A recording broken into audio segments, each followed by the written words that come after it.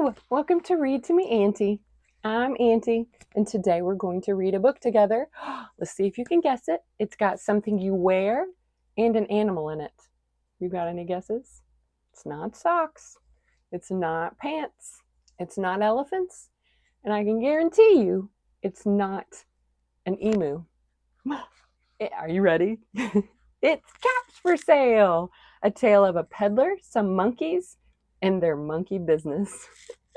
This is a classic book and it's written, ooh, look at that name. That is a cool name, Esphyr Slobodkina. I hope I said that right. That's a lot of letters in that name.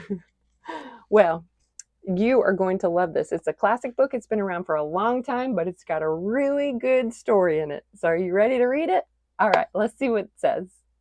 Caps for Sale, a tale of a peddler, some monkeys, and their monkey business. Told and illustrated by Esphyr Slobodkina. Once there was a peddler who sold caps, but he was not like an ordinary peddler carrying his wares on his back. He carried them on top of his head. First he had on his own checked cap, then a bunch of gray caps, then a bunch of brown caps, then a bunch of blue caps, and on the very top a bunch of red caps. He walked up and down the streets, holding himself very straight so as not to upset his caps. As he went along, he called, "Caps, caps for sale, 50 cents a cap." One morning, he couldn't sell any caps. He walked up the street and he walked down the street, calling, "Caps, caps for sale, 50 cents a cap." But nobody wanted any caps that morning. Nobody wanted even a red cap. He began to feel very hungry, but he had no money for lunch. "I think I'll go for a walk in the country," said he, and he walked out of town slowly, so as not to upset his caps. He walked for a long time until he came to a great big tree. "That's a nice place for a rest," thought he. He sat down very slowly under the tree and leaned back little by little against the tree trunk so as not to disturb the caps on his head. Then he put his hand up to feel if they were straight.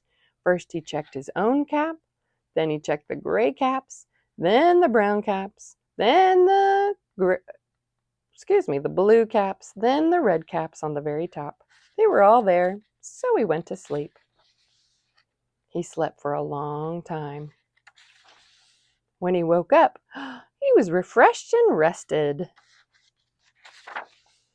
But before standing up, he felt with his hand to make sure his caps were in the right place. All he felt was his own checked cap.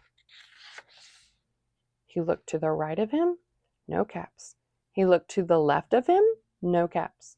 He looked in back of him, no caps. He looked behind the tree, no caps.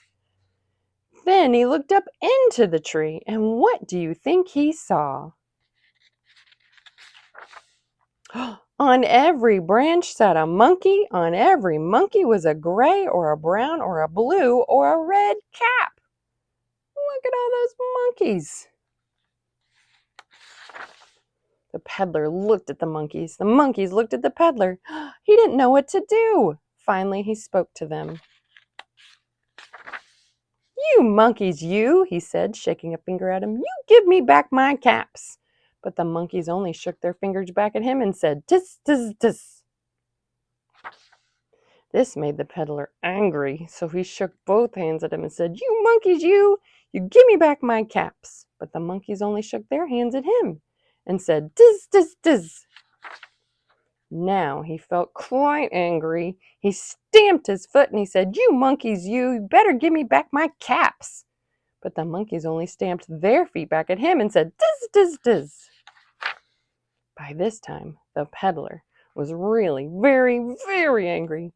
He stamped both his feet and shouted, "You monkeys, you must give me back my caps." But the monkeys only stamped both their feet back at him and said, "Tis, tis, tis."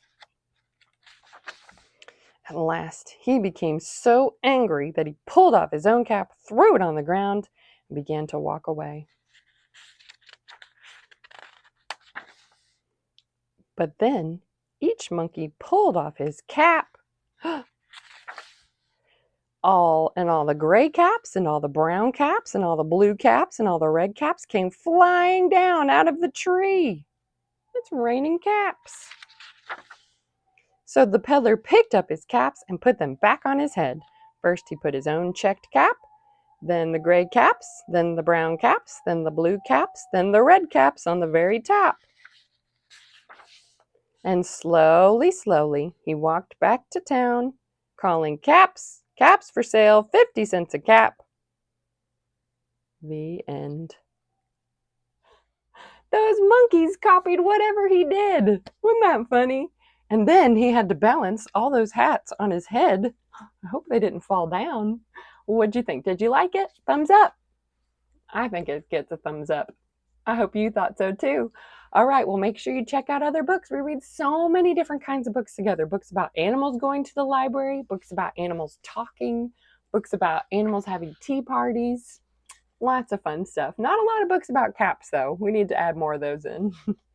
Well, make sure you come back and check out more videos. And remember, the most important book in the whole wide world is the Bible. And that's because it has the answer to everything.